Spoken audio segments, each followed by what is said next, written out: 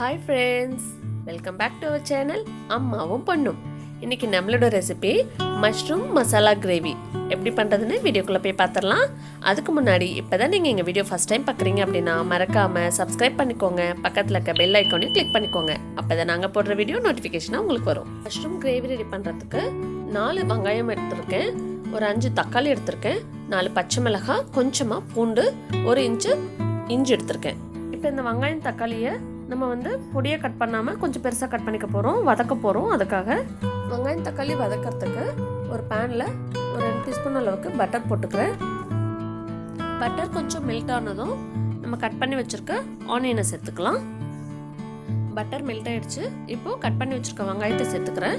இந்த வெங்காயம் நல்லா வதங்கணும். வதங்கின பிறகு தான் மற்ற பொருட்கள்லாம் நம்ம சேர்க்க முடியும். இப்போ பார்த்திங்கன்னா இந்த அளவுக்கு வதங்கியிருக்கு. இப்போ வதங்கின இந்த வெங்காயத்தோட பச்சை மிளகாய், இஞ்சி, பூண்டு இது எல்லாத்தையுமே ஆட் பண்ணிக்கிறேன். இதையும் கொஞ்சம் வதக்கி விட்டுட்டு தக்காளி ஆட் பண்ணிடலாம். இப்போ தக்காளி ஆட் பண்ணிக்கலாம். இந்த தக்காளி எல்லாம் நல்லா வெந்து வர்றதுக்கு கொஞ்சமாக இதுக்கு உப்பு ஆட் பண்ணிக்கிறேன். இந்த வெங்காயம் தக்காளி ஒரு 2 நிமிஷம் நல்லா வேகட்டும். அதுக்காக நான் மூடி வச்சிடுறேன். 2 மினிட்ஸ் ஆயிடுச்சு. இப்போ பார்த்தீங்கன்னா எல்லாம் நல்லா வதங்கி இருக்கு. தக்காளி வெங்காயம் எல்லாம் நல்லா மசிஞ்சு வெந்திருக்கு. ஆற வச்சு ஒரு மிக்ஸி ஜாரில் அரைச்சி எடுத்துக்கலாம். நல்லா ஃபைன் பேஸ்ட்டாக அரைச்சி எடுத்துக்கலாம். வதக்கி ஆற வச்சுருக்க இந்த மசாலாவை நான் நல்லா ஃபைன் பேஸ்ட்டாக அரைச்சி எடுத்துக்க போகிறேன். இப்போ பார்த்தீங்கன்னா இந்த அளவுக்கு பேஸ்ட்டாக அரைச்சிருக்கேன். இப்போது கிரேவி செய்ய ஸ்டார்ட் பண்ணிடலாம். கிரேவி செய்யறதுக்கு ஒரு பேனில் 2 டீஸ்பூன் அளவுக்கு பட்டர் ஆட் பண்ணிக்கிறேன். இந்த பட்டர் கொஞ்சம் மெல்ட் ஆனதும் 1/2 டீஸ்பூன் ஜீரகம் சேர்த்துக்கிறேன். இது கூடவே 2 பிரிஞ்சி இலை, ஒரு பட்டை ஆட் பண்ணிக்கிறேன்.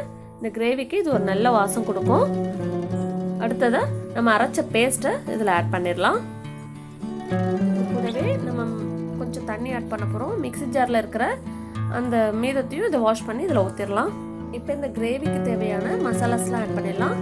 1 டேபிள் ஸ்பூன் அளவுக்கு ரெட் சில்லி பவுடர் சேர்த்துருக்கேன், 1 டேபிள் ஸ்பூன் தனியாத்தூள் சேர்த்துருக்கேன். இப்போ இது எல்லாத்தையும் கிளறி விட்டுட்டு இதுக்கு தேவையான அளவுக்கு உப்பு ஆட் பண்ணிக்கிறேன். எல்லாத்தையும் கலந்து விட்டுட்டு ஒரு 5 நிமிஷம் மூடி வச்சிடலாம். இப்போ பார்த்தீங்கன்னா 5 மினிட்ஸ் ஆயிடுச்சு. நல்லா க்ரீமியாக, பார்க்கவே எம்மியாக இருக்குது. ஃப்ரெஷ்ஷான பச்சை பட்டாணியை ஆட் பண்ணிக்கிறேன். இப்போ இந்த சீசனில் பச்சை பட்டாணி நிறைய கிடைக்கும். சீசனில் கிடைக்கிற வெஜிடபிள்ஸை நம்ம எந்தெந்த டிஷ்ஷில் சேர்க்க முடியுமோ அந்த மாதிரி சேர்த்து சமைச்சிடணும். மேலும் இந்த கிரேவியை இன்னும் க்ரீமியாக்க 1 ஸ்பூன் தயிர் ஆட் பண்ணிக்கிறேன், 1 டீஸ்பூன் ஜீரகத்தூள் சேர்த்துக்கிறேன், 1/2 டீஸ்பூன் கரம் மசாலா ஆட் பண்ணிக்கிறேன். இப்போ இது எல்லாத்தையும் ஒன்றா கிரேவியோட நல்லா மிக்ஸ் ஆகிற அளவுக்கு கலந்து விட்டுறலாம். இப்போ இந்த கிரேவி பார்க்கவே நல்லா கலர்ஃபுல்லாக க்ரீமியாக இருக்குது. இதுக்கு தேவையான அளவுக்கு கொஞ்சமாக தண்ணி ஆட் பண்ணிக்கிறேன். இதெல்லாம் கலந்து விட்டுட்டு கொஞ்ச நேரம் மூடி வச்சிடலாம். 2 மினிட்ஸ் கழித்து பார்க்கலாம். இப்போ பார்த்திங்கன்னா கிரேவி நல்லா சுருண்டு வந்திருக்கு. இந்த ஸ்டேஜில் நம்ம மஷ்ரூம்ஸை நான் பார்த்திங்கன்னா இந்த நீல வாக்கில் கட் பண்ணி வச்சுருக்கேன். இது எல்லாத்தையுமே ஆட் பண்ணிக்கிறேன். இந்த கிரேவிக்கு நிறைய தண்ணி ஊற்றிடக்கூடாது. ஏன்னா மஷ்ரூம்லேருந்தே பார்த்திங்கன்னா நிறைய தண்ணி விடும். அதனால் அளவாக ஊற்றிக்கணும். அதுக்கப்புறம் தேவைன்னா நம்ம ஆட் பண்ணிக்கலாம். இப்போ இந்த மஷ்ரூம் வெந்து வர சொல்ல பார்த்திங்கன்னா இன்னும் கொஞ்சம் தண்ணி விட்டுருக்கும். கடைசியாக உப்பு காரெல்லாம் செக் பண்ணிக்கலாம். எனக்கு கொஞ்சம் உப்பு கம்மியாக இருக்குது, அதனால் நான் ஆட் பண்ணிக்கிறேன்.